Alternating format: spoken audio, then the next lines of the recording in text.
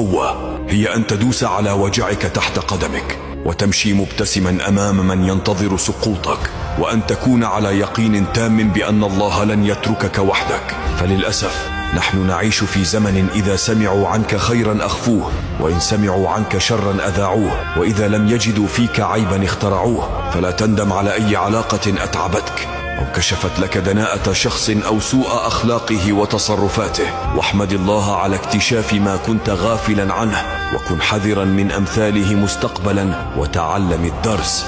الأهم أن لا تغير حياتك من أجل شخص سيء أو شخص أساء لك، بل غير 1000 شخص من أجل حياتك. فمن لم يشرب من بحر التجربة يموت عطشا في صحراء الحياة، فالحياة مدرسة أستاذها الزمان ودروسها التجارب. فمن لم يغتنم فرص التعلم من المواقف والتجارب سيحرم نفسه من لقمة الحكمة وإدراك الحقائق. فالحياة سفر طويل